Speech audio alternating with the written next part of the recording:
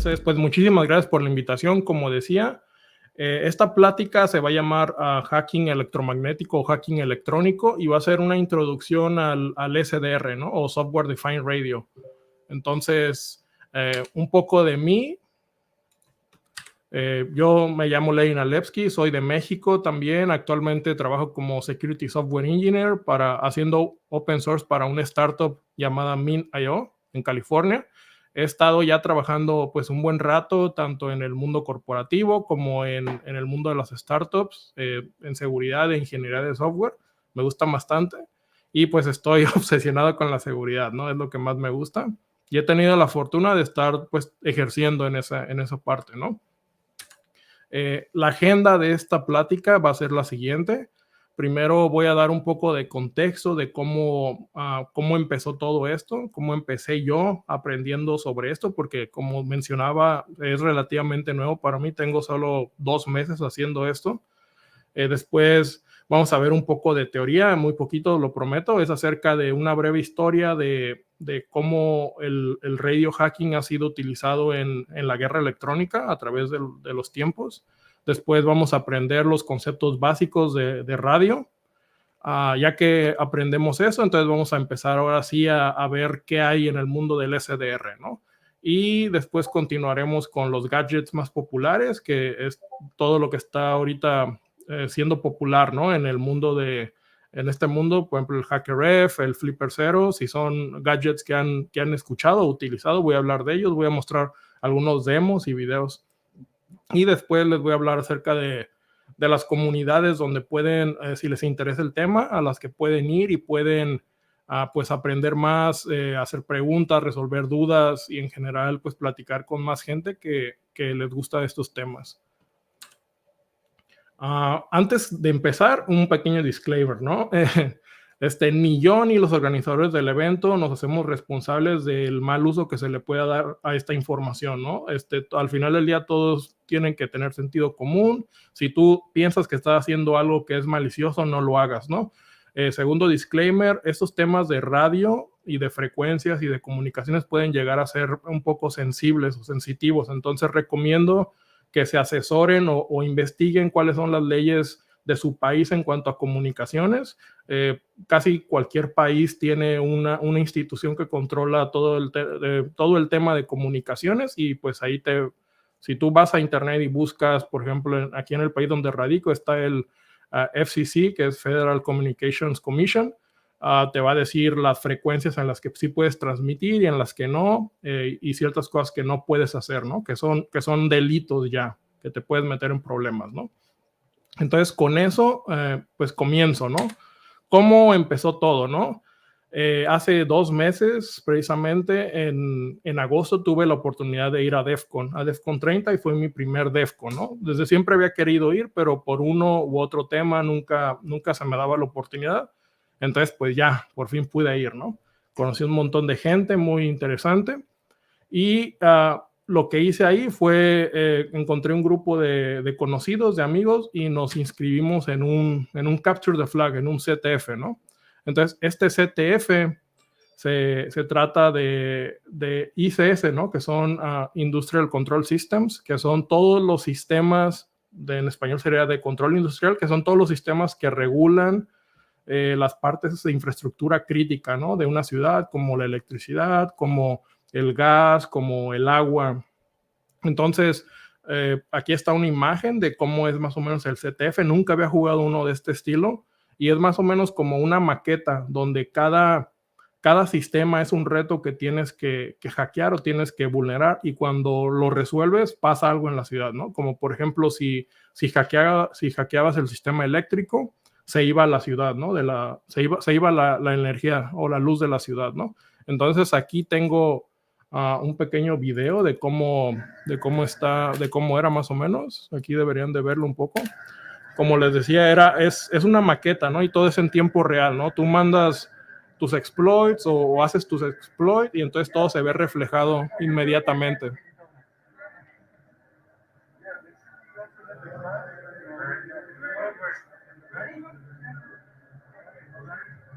Ahí está. Básicamente era eso, ¿no? Entonces, pues era la primera vez que juego un CTF de ese estilo, ¿no? Este, aprendí bastante. Mi background siempre ha sido más como el tema de forense y redes, y pues no sabía nada de radiofrecuencias, ¿no? Y protocolos de bajo nivel, que es lo que se usa en estos tipos de retos. Pero pues de alguna u otra forma ganamos, ¿no? Ganamos el primer lugar con mi equipo. Ahí estoy yo con mi equipo de Pacific Hackers y Hack Miami, que somos comunidades hermanas, y ganamos específicamente este reto, ¿no? Ahí nos dieron una moneda, una VIP coin de DEFCON, y aprendí bastante, ¿no? Y como premio también me dieron un HackerRef, que fue lo que me introdujo en todo este mundo, y ahorita voy a hablar un poco más de eso, ¿no? Entonces, esta fue mi motivación, ¿no? De cómo empezó todo esto, ¿no? Ahora vamos a hablar un poco de una breve historia, ¿no? De la guerra electrónica o del radio hacking, ¿no? Desafortunadamente, pues hablar de radio hacking es hablar de los conflictos históricos que ha habido, ¿no? Y que de alguna forma, pues han acelerado el desarrollo de estas tecnologías, ¿no? Como hay un dicho que dice, ¿no? Que es la necesidad es la madre de la invención, ¿no? Entonces, los registros más antiguos por ejemplo, de guerra electrónica que hay, el primero es la guerra, un conflicto que hubo entre Rusia y Japón, en donde se empezaron a documentar las primeras capturas de señales y cómo utilizaron esas señales para tener ventajas, ¿no? Ventajas bélicas. Entonces ahí fue donde nació un concepto que se llama Signal Intelligence o inteligencia de señales, ¿no? Y, y este tipo de guerra o de conflicto pues fue muy significativo porque fue la primera vez que un país asiático, Japón en este caso, le ganó a un país europeo, ¿no? Rusia. Y le ganó porque tenía una ventaja tecnológica mayor, que era capaz de interceptar las señales del enemigo, de codificarlas y después transformarlas en inteligencia para ganarle, ¿no? Después, otro punto importante fue en la Segunda Guerra Mundial, durante una batalla que hubo de Battle of Britain, donde se empezó a utilizar el radar a escala, ¿no? En este caso, pues los ingleses empezaron a utilizar radares para tratar de detectar a los enemigos, ¿no? Y un radar no es más que una aplicación de la tecnología de radio, ¿no? Si decimos que la tecnología es el radio, que es una forma de modular y de modular información en el espectro electromagnético, el radar sería utilizar esas técnicas para detectar objetos en el espacio, ¿no? En el aire, ¿no? Tú puedes aventar una señal y esa señal va a rebotar y te va a decir, vas a poder inferir ciertos aspectos del objeto con el que chocó, ¿no? Entonces, pues los británicos utilizaron esto para detectar cuando estaban llegando aviones a su espacio aéreo y responder de cierta forma, ¿no? Después avanzamos un poco más durante la Guerra Fría, una vez que terminó la Segunda Guerra Mundial, se empezaron a desarrollar o a ver los primeros jammers o dispositivos de interferencia a escala. ¿Qué significa esto? Pues básicamente los rusos empezaron a crear dispositivos para hacer censura en las ciudades, ¿no? Para que no pudieran haber estaciones de radio transmitiendo información y las personas no pudieran comunicarse entre sí. Recordemos que en estos tiempos no existía el internet, no existía el teléfono, o no existía, pues sí, los mensajes, los correos electrónicos. La forma más eficiente de comunicación o más común a la que más gente tenía acceso de recibir sus noticias era mediante el radio, y habían muchas estaciones de radio piratas. Entonces, con estos dispositivos de interferencia, con estos jammers, básicamente bloqueaba la comunicación de todos esos radios y dejaba incomunicados ciudades enteras. Después tenemos la crisis de los misiles cubanos en el 62, donde se empezaron a utilizar tecnologías de drones, de CEPIP drones, básicamente, pues sí, aviones no tripulados para engañar y básicamente crear, pues sí, interferencias, ¿no? Después, en el 73, tenemos la batalla de La Taica. Esta también fue un parteaguas en el tema de la guerra electrónica porque fue la primera vez que se utilizaron todos estos tipos de dispositivos, ¿no? De jammers, pero en el mar, ¿no? En los barcos, ¿no? Y esto, pues básicamente hizo que fue un parteaguas, como decía, y más que nada porque las ondas de radio son absorbidas por los líquidos. Entonces, tenían que desarrollar tecnologías nuevas para que este tipo de ataques fueran eficaces, ¿no? Después de eso tenemos la invasión de Estados Unidos en Panamá, y aquí hay un ejemplo de este tipo de aviones que fueron específicamente diseñados para confundir los radares, ¿no? Por la forma del avión, por el chasis del avión, hace que una vez que la onda rebota en él, es reflejada hacia otro lugar, ¿no? Entonces, si se fijan, ha sido más o menos como que un juego del gato y el ratón, en donde un país desarrolla una tecnología de radio y otro encuentra la forma de bypassarla, ¿no? O de hacer que no sea tan eficiente, ¿no? Entonces es una carrera armamentista, ¿no? Después nos vamos ya un poco más a la época moderna con Stuxnet, en donde pues Stuxnet es la primera arma, se considera la primera arma hecha completamente de código, y fue una colaboración entre Estados Unidos e Israel para desarrollar un software que utilizaba varias técnicas, entre ellas las técnicas de radiofrecuencia, o que utilizan herramientas y tecnologías de radiofrecuencia para sabotear las plantas de enriquecimiento de uranio, ¿no? de Irán. Y finalmente en 2018 tenemos lo que se llamaría la supremacía cuántica, ¿no? Que es varios países están compitiendo por ver quién es el primero en desarrollar una supercomputadora cuántica que pueda pues ser utilizable y pueda básicamente romper la encriptación clásica, ¿no? Y romper muchos tipos de mecanismos de seguridad que se basan en la física clásica, ¿no? Estaba investigando por ahí antes de la presentación, y al parecer hay una cosa que le llaman el radar cuántico, ¿no? Que es similar al radar clásico, pero utiliza propiedades cuánticas, ¿no? Entonces, si tienen chance, por ahí chequen, está bastante interesante. Entonces, ya sabiendo de dónde vienen todas estas tecnologías y cómo la necesidad de la guerra ha sido lo que ha creado estas tecnologías, ahora vamos a aprender un poco de los conceptos básicos, ¿no? Porque tenemos que hablar el mismo lenguaje, ¿no? Entonces, pues todo empieza con el espectro electromagnético, ¿no? O la radiación electromagnética. Recordemos que todo es energía, ¿no? Y los humanos solo podemos ver lo que está en medio, que es la luz visible, ¿no? O sea, un pedacito pequeño del espectro electromagnético es lo que podemos ver. Las ondas de radio son invisibles, y las ondas de radio serían en frecuencias menores a la luz visible, ¿no? Entonces, esta plática se va a centrar más que nada en todas las frecuencias que están del lado izquierdo, todo lo que es menor al espectro visible, ¿no? Ahí hay otra pregunta también, que es, por ejemplo, que si las ondas de Wi-Fi o de 3G causan cáncer y todo eso, pues la respuesta es, desde el punto de vista de la física, es que no, porque de onda, tenemos la luz visible, después tenemos la luz ultravioleta, ¿no? Todo lo de la izquierda hasta la luz ultravioleta se dice que es no ionizante, ¿no? ¿Qué significa no ionizante? Significa que la radiación no va a destruir los electrones de los átomos, no los va a despegar, ¿no?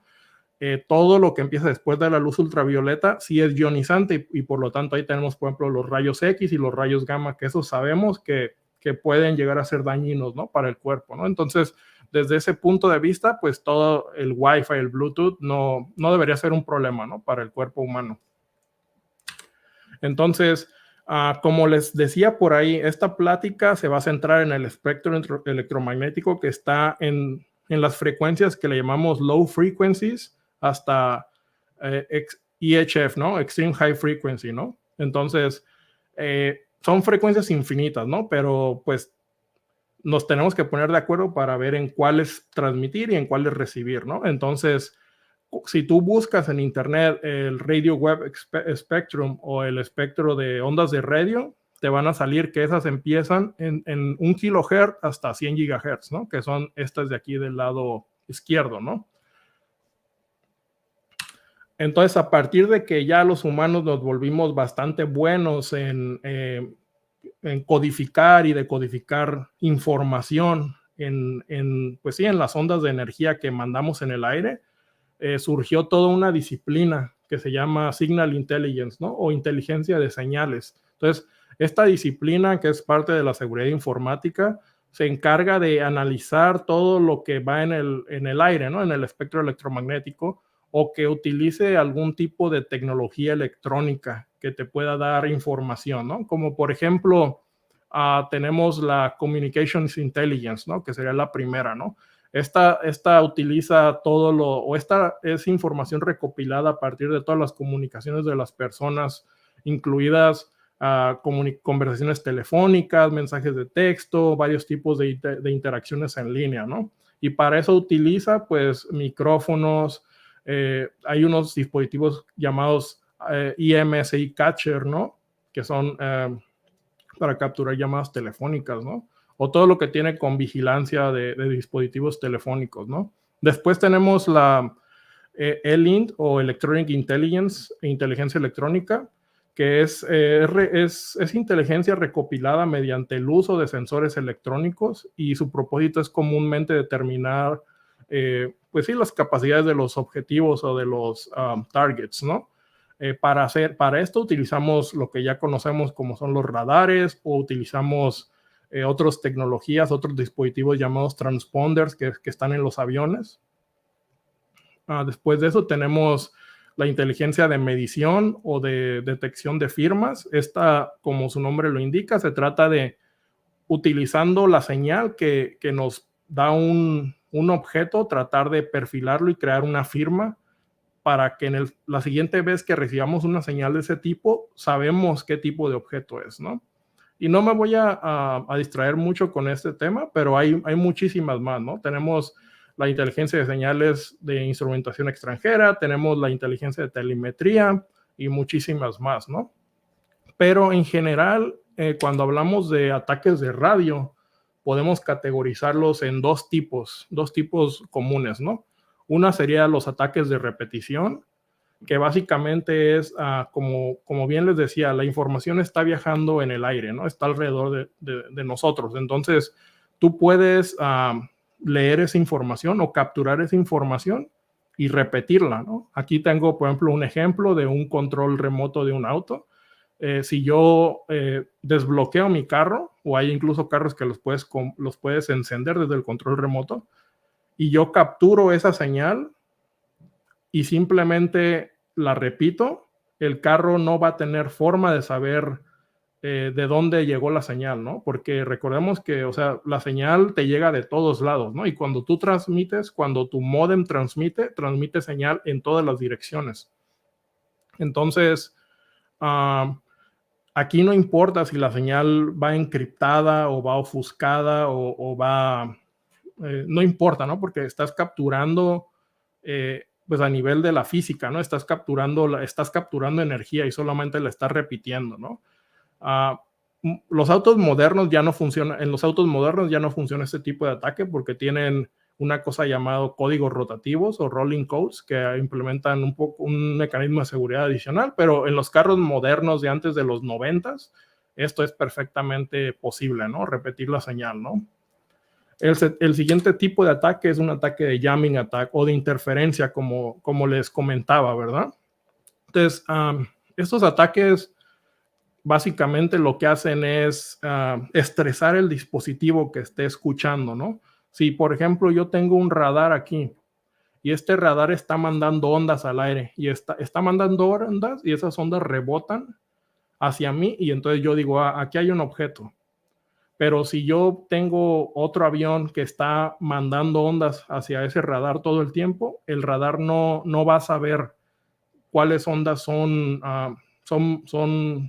maliciosas o son falsas o son verdaderas, ¿no? Entonces esto sería una interferencia. Yo categorizaría estos ataques como un ataque de denegación de servicios incluso, ¿no? Y pues lo más común que te puede pasar, que te puede llegar a pasar con un jamming attack es, por ejemplo, que te quedes sin señal telefónica, ¿no? Incluso esto es muy común en algunas oficinas de gobierno. Entras y de repente te das cuenta que tu teléfono celular no tiene servicio, ¿no? Y esto es, lo más seguro es que hay un jammer adentro de esa oficina, ¿no? Para que no te permite comunicarte, ¿no? Entonces están llameando frecuencias muy específicas como de la 4G, que van desde los 600 MHz hasta los 2500 MHz, ¿no? Están llameando ciertas bandas, ¿no?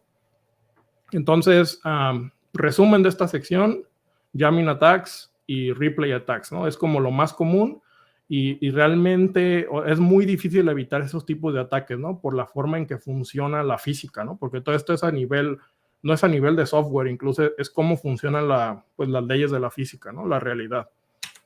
Entonces, ahora ya que sabemos esto, vamos a aprender cómo podemos empezar a jugar un poco, ¿no? En nuestras casas con software y con hardware que podemos comprar en Amazon. Entonces, esto sería una introducción muy básica, ¿no? De Software Defined Radio. Para empezar con el Software Defined Radio, necesitamos básicamente 3 cosas, ¿no? Las puse en orden pues de prioridad, diría yo. Y necesitamos el receptor, ¿no? El aparato como tal, el SDR receiver, ¿no? Después necesitamos una antena para poder, pues, capturar señales o incluso capturar o transmitir, pero eso también va a depender del tipo de dispositivo que tenemos. Y después necesitamos el software que vamos a utilizar en la computadora, ¿no? Para poder ver las señales y interpretarlas. Entonces, comúnmente cuando se inicia en este hobby vas a encontrar muchísimos dispositivos de todos tipos de precios, capacidades, reviews. Entonces, los que yo he probado y que me han servido bastante puedes empezar con por ejemplo, el azul, que es parte de los de RTL SDR, que es una empresa que fabrica ese tipo de dispositivos. Y el del lado izquierdo te va a costar aproximadamente $20 y ese te va a permitir, pues, escuchar frecuencias como de los 75 MHz hasta 1 GHz y no es tan caro, ¿no? Para lo que ofrece no es tan caro, ¿no? Simplemente lo conectas por USB a tu computadora y ya está, ¿no? Después de eso también tenemos los del lado derecho, que son un poco más avanzados, que ya te permiten, ese es más caro, el modelo se llama RTL 2832U, es más caro, pero porque sus componentes son de mayor calidad, ¿no? No se va, por ejemplo, a sobrecalentar, traen ciertos chips pues de mejor calidad, te va a permitir... hay algunos que son half duplex, vas a poder recibir y transmitir, pero no al mismo tiempo, pero puedes transmitir. Y después, si ya tienes un poco más de dinero para invertir en este hobby, puedes obtener el HackerF, que es el que yo tengo, que voy a mostrar en unos minutos. Y ese es un poco más caro, cuesta $350 en promedio, pero tiene muchísimas más capacidades, ¿no? Y puedes ponerle, digamos, como aditamentos especiales, ¿no? Es más caro porque, pues sí, también te va a permitir escuchar y transmitir en frecuencias más altas. Va desde los 20 MHz hasta los 6 GHz. Entonces, si se acuerdan de la tabla de la tabla del espectro electromagnético o del espectro de ondas de radio, pues cubre todo, ¿no? O sea, todo el espectro de ondas de radio, ¿no? Entonces, muy importante, dependiendo de lo que quieran hacer, tienen que ver que el dispositivo sea compatible, ¿no? Si yo quiero, por ejemplo, snifear o escuchar, por ejemplo, Wi-Fi, que Wi-Fi es 2.4 GHz, lo más seguro es que este chiquito del lado izquierdo no me va a servir para eso. Después de eso, la segunda parte es la antena. La antena también diría yo que es muy importante y nos va a permitir, hay distintos tipos de antenas, ¿no? De todos colores y sabores, ¿no? Entonces, y cada tipo de antena también depende mucho la calidad de lo que vas a lograr, ¿no? Por ejemplo, si quieres transmitir a 100 millas, necesitas una antena pues ya bastante grande, ¿no? Porque a 100 millas, la longitud de onda que necesitas tiene que ser muchísimo, ¿no? O sea, demasiado grande, entonces necesitas una antena grande para eso, ¿no? Si quieres solamente transmitir o escuchar frecuencias no tan lejanas, digamos unas 3 millas, quizás una antena chiquita de 30 centímetros va a ser suficiente, ¿no? Pero lo más importante es ver que la antena que quieras sea multibanda, ¿no? Que te permita, pues sí, escuchar en varias y ver que la antena sea compatible con la frecuencia que quieras recibir, ¿no? Como ya decía, ¿no? Tienes que ver que tanto la antena como el dispositivo son compatibles y que esas dos cosas te vayan a servir para lo que tú quieres hacer, ¿no? Porque si no vas a gastar dinero en algo que no te sirvió. Personalmente yo he probado estas dos que están del lado izquierdo. El HackerF viene con la antena de abajo, se llama ANT500, que por default te permite escuchar de 75 MHz a 1 GHz. Entonces, como les decía, por ejemplo, el HackerF, el dispositivo como tal, te permite escuchar de 20 MHz a 6 GHz. Pero luego esta antena solo te permite de 75 a 1 GHz. Entonces, pues no estoy aprovechando el dispositivo como tal, ¿no? Tendría que comprar la antena de arriba, la roja, que se llama H-Loop, RFAN25, que esta sí me permite, pues sí, escuchar desde 1 MHz hasta 7 GHz, ¿no? Entonces ya es más compatible para aprovechar el dispositivo como tal, ¿no? Y hay antenas de muchísimos precios, ¿no? Desde antenas baratas hasta antenas muy, muy caras. Y siempre lean las especificaciones, ¿no? Y los rangos de frecuencias que te va a permitir inspeccionar, ¿no? Después de eso, ya que tienes tu hardware, pues lo siguiente es elegir un software, ¿no? Y aquí la verdad, pues casi todos son iguales, la verdad. Casi todos son iguales, hay para todas las plataformas, Windows, Linux y Mac. He probado todos estos que están aquí. Algunos tienen otras funcionalidades que el otro no tiene, pero todos al final del día son lo mismo, ¿no? Entonces, aquí específicamente voy a hablar del primero, que es el GNU Radio Companion. Este es un framework para desarrollar aplicaciones que tienen que ver con radio. Entonces, es muy intuitivo de utilizar. Creas como que tu diagrama de flujo, creas tu programita de forma visual y después le das run y va a transmitir, ¿no? Utilizando el dispositivo SDR que le hayas conectado a la computadora, ¿no? Es el único que es diferente a los demás, ¿no? Todos los demás, aquí hay un screenshot creo que es el GQR, tiene una interfaz de este tipo, ¿no? Que te va a mostrar, por ejemplo, lo que le llamamos el waterfall o la cascada que está en medio, y esta es una representación gráfica de las frecuencias o de las señales que estás capturando, ¿no? Con tu dispositivo, ¿no? Entonces, por ejemplo, pues sí, si aquí estás escuchando en la frecuencia donde se transmiten la radio FM, aquí vas a ver varias, ¿no? Y tú puedes cambiar la frecuencia, puedes modificar la amplitud, el sampleo de la señal, puedes hacer muchísimas cosas, ¿no? Entonces, todos son iguales, nada más para aprender a usarlos, pues tienes que estar ahí moviéndole y picándole. Y la siguiente parte que les quiero compartir es también dentro de la parte de software ya les expliqué qué software utilizar, ¿no? Pero quizás ahorita se preguntan, si yo quiero capturar la señal de mi control remoto, ¿cuál es la frecuencia que tengo que utilizar, ¿no? Pues muy sencillo, existe en la mayoría de los países, hay leyes que cualquier persona que desarrolle un dispositivo que transmite señales o recibe, tiene que documentar eso y tiene que ser aprobado y estar pública la información, ¿no? Entonces, existen estos dos websites o dos páginas de internet donde si tú, por ejemplo, hagan este experimento, agarra tu iPhone y en la parte de atrás tiene que haber un código, ¿no? Un ID que dice FCC ID, ¿no? FCC es el Federal Communications Commission. Y ese ID, vas a la página de esta institución, lo pones ahí y te va a decir en qué frecuencias el iPhone recibe y transmite.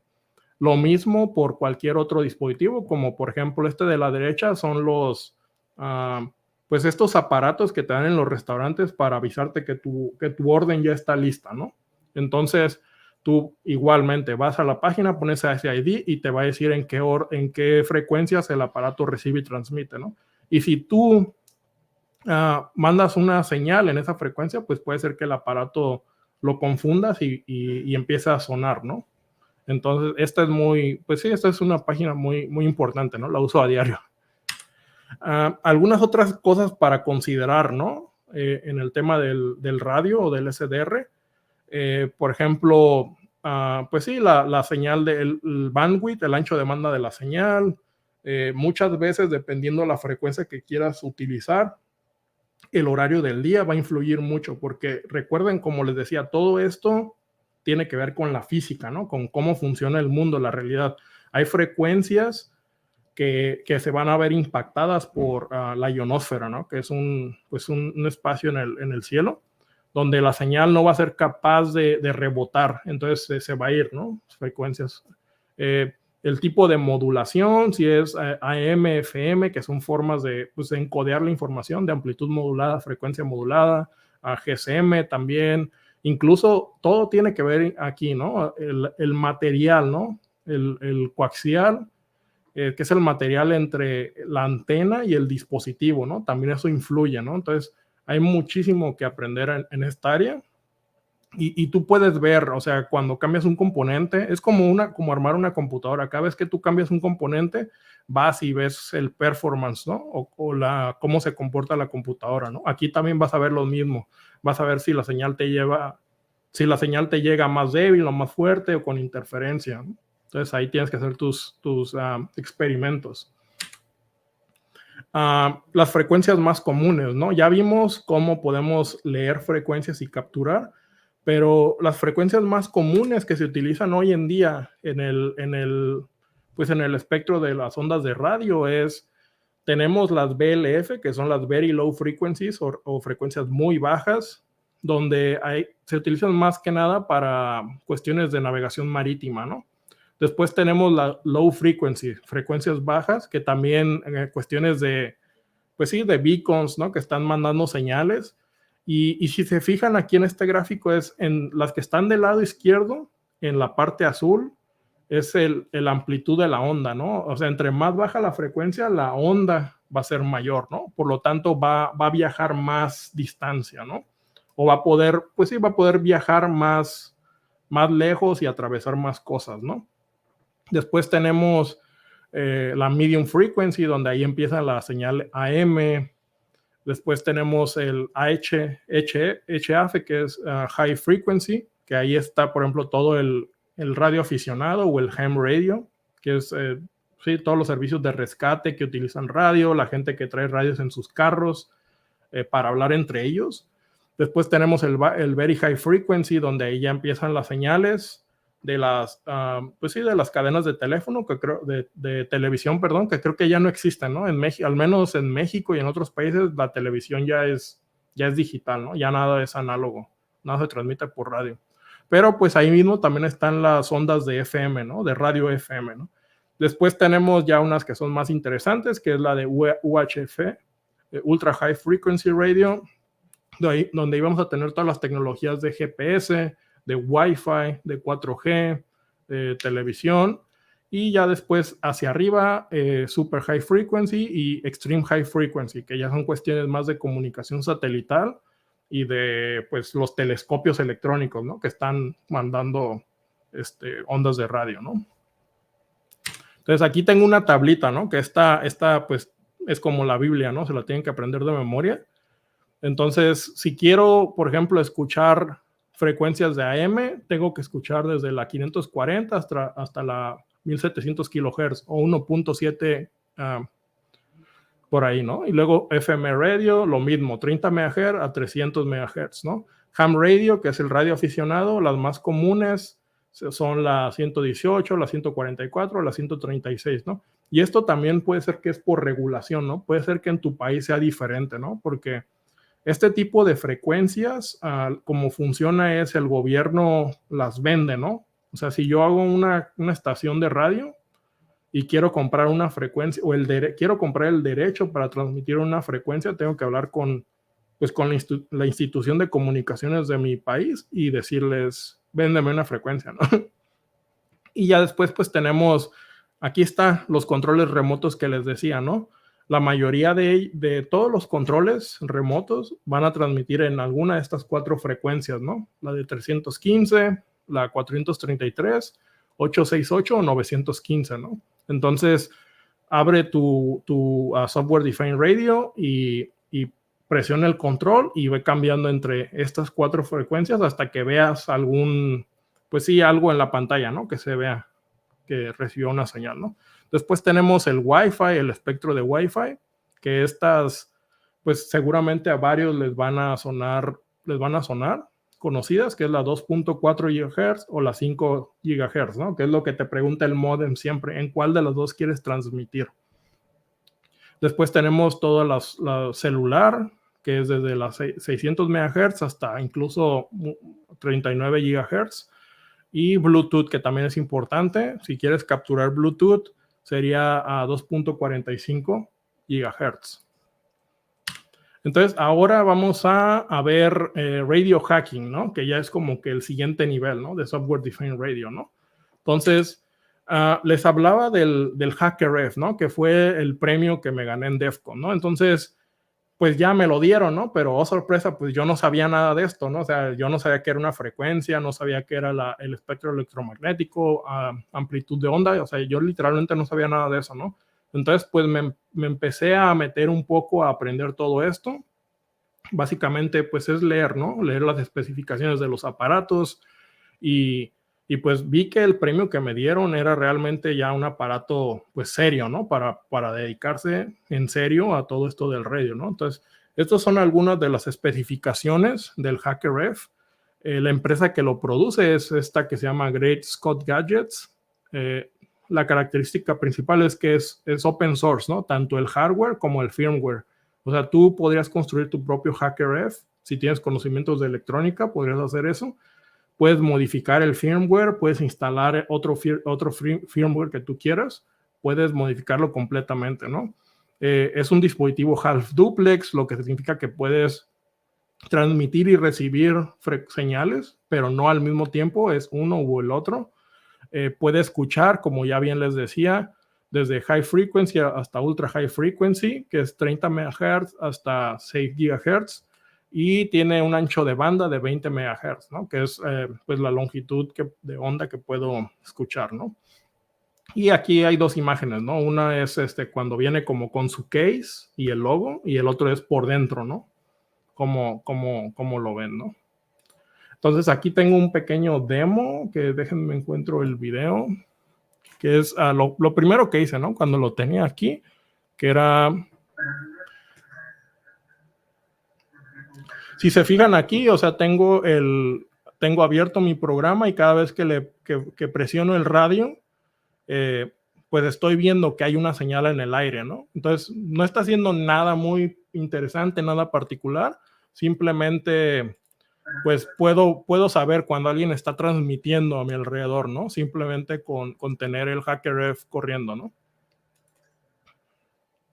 Entonces, después de esto, como les comentaba, una de las cosas más interesantes del HackerRef es que pues es extendible. Le puedes poner aditamentos, hardware nuevo. Uno de esos, y quizás del más popular, es el PortaPack, ¿no? ¿Qué es el PortaPack? El PortaPack pues es otro dispositivo de hardware que se instala sobre el HackerRef y te va a dar una pantalla touchscreen LCD, te va a dar controles, te va a dar un jack para audífonos, una memoria y un aluminio, ¿no? Un case de aluminio, ¿no? Para protegerlo. Entonces, con esto ya tú no necesitas una computadora para hacer todo lo que les mostré en la computadora. Con el programa ya no necesitas una computadora, ya puedes hacer todo esto desde el dispositivo como tal, ¿no? Ya puedes, pues andar en la calle, ¿no? Ahí, o en el parque, escuchando frecuencias o lo que tú quieras, ¿no? Tiene algunas limitaciones, sí, pero generalmente, para lo que lo he probado, funciona bastante bien, ¿no? Entonces, pues ahora les voy a mostrar un demo de cómo hacer un replay attack con el HackerRef, que es, si lo haces manualmente desde tu computadora, es literalmente 2 líneas de código, pero con el HackerRef lo que puedes hacer es escuchas la señal en cierta frecuencia, la almacenas en la memoria SD y luego la retransmites hacia otra frecuencia, ¿no? Entonces, A ver si lo tengo por aquí. Aquí tengo este video donde tengo mi radio del lado derecho.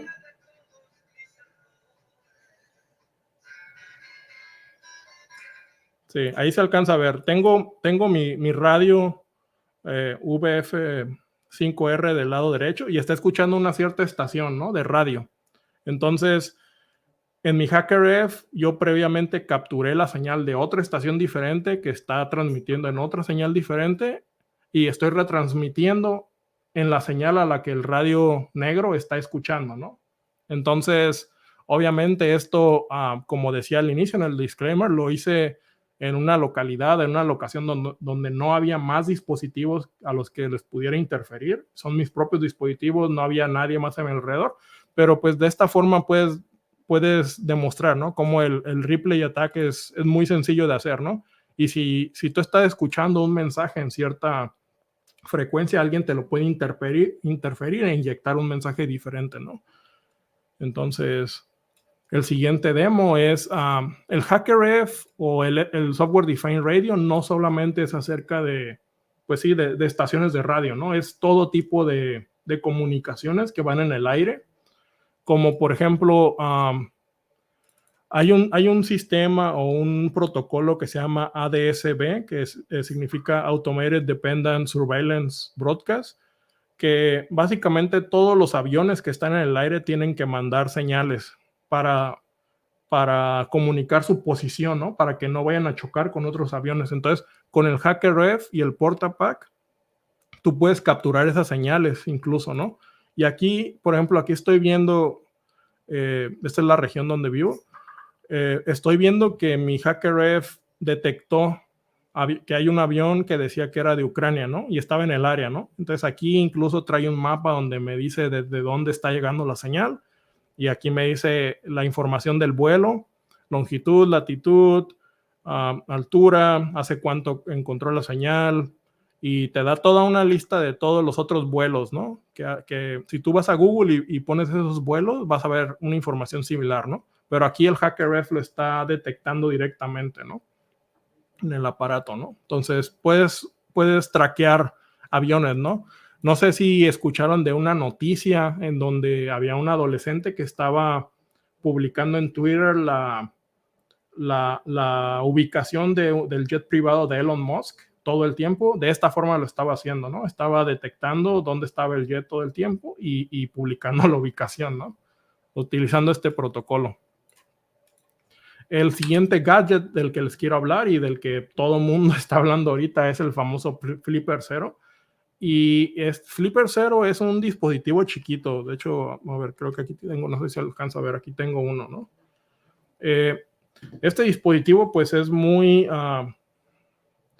controversial, diría yo, ¿no? Porque lo están utilizando mucho para hacer bromas como inofensivas, pero las herramientas que trae en sí son muy poderosas, diría yo, ¿no? Te permite, en un dispositivo tan pequeño, te permite hacer lo que normalmente serían unos 8 o 10 dispositivos diferentes, ¿no? Te permite interactuar con sistemas digitales, utilizando distintos tipos de protocolos como RFID, radio, incluso trae ahí una parte de entradas y salidas de propósito general.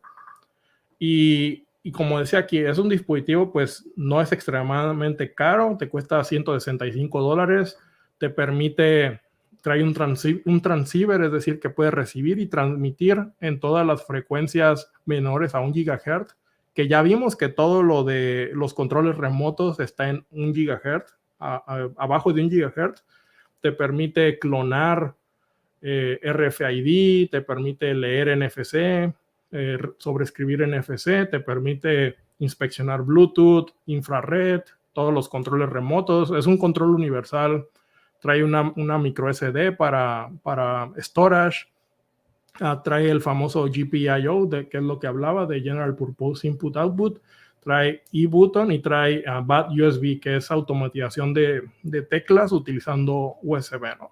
Entonces, les voy a mostrar un video también acerca de RFID cloning con Flipper Zero, esta es la entrada de mi oficina, ¿no? Entonces, si se me olvida mi llave, como yo cloné mi propia llave en mi dispositivo, puedo entrar con el Flipper 0, ¿no? Porque lo que hace es emular la señal que yo ya capturé previamente, ¿no?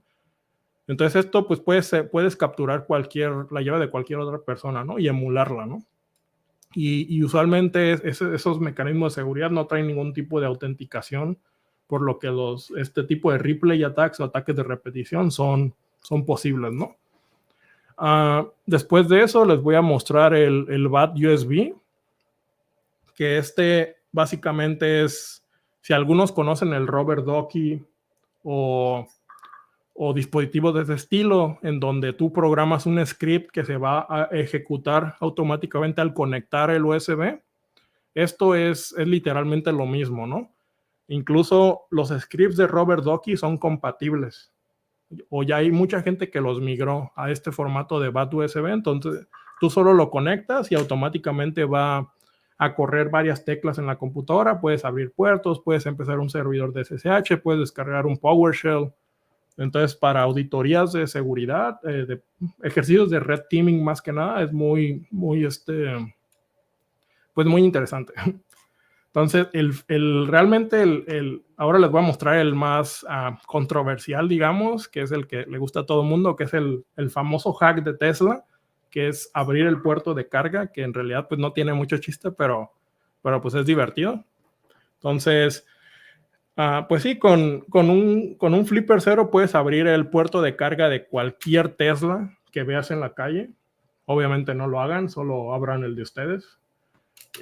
¿Y por qué ocurre esto? Pues porque igual el puerto escucha en la 315 MHz y la utilidad, la llave secreta que ellos utilizan es la misma, está hardcodeada para todos los dispositivos, ¿no?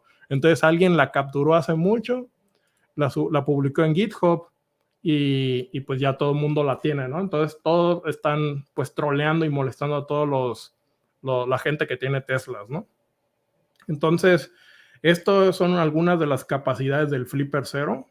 Hay muchísimas más. Como les digo, son alrededor de 9 o 10 dispositivos juntos en uno solo. Y pues puede hacer bastante cosas, ¿no? Lo siguiente que vamos a hablar ahora es la parte de la comunidad, ¿no? Porque así fue pues como empecé yo a aprender todos estos temas, ¿no? La comunidad de radio y ham radio y SDR, o sea, cuando alguien dice ham radio o radio, pues suenan como tecnologías viejas, ¿no? Pero en realidad son bastante relevantes hoy en día y la comunidad está más viva que nunca, ¿no? Estas son 4 comunidades en las que yo más o menos estoy pues leyendo y compartiendo todo el tiempo, y están en Discord y en Telegram. Son comunidades muy amigables, tienen muchísimos recursos. Personalmente, la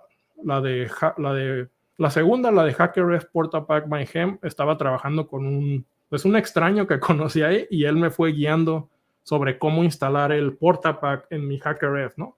Y estamos haciendo videollamada y todo, ¿no? Entonces, pues es gente que son muy entusiastas de estos temas y les gusta que más gente aprenda de esto, ¿no? Entonces, si les interesa, aquí están estas 4 comunidades que pues yo las conozco de primera mano. Si me ven ahí me saludan. Y pues la pregunta final, ¿no? de esta plática ¿es relevante aprender a hacking radio todavía? Pues la respuesta es, como ya vieron, claro que sí, ¿no? O sea, las tecnologías modernas utilizan radio, ¿no? Ondas de radio.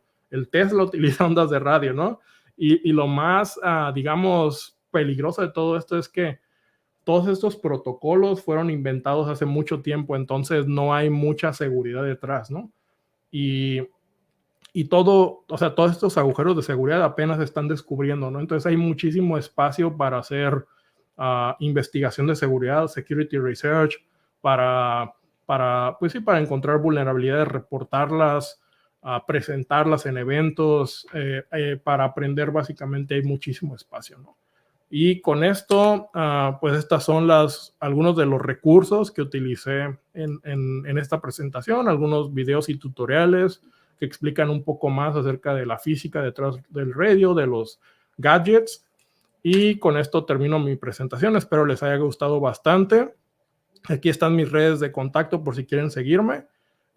Generalmente publico en mi blog personal, publico artículos más técnicos de ciberseguridad. En LinkedIn y GitHub publico algunas herramientas en las que estoy trabajando o algunas, más que nada en LinkedIn publico noticias de ciberseguridad, ¿no? Entonces, pues ahí también si tienen Twitter, ahí está mi Twitter. Y con esto, pues termino. Muchísimas gracias, espero les haya gustado.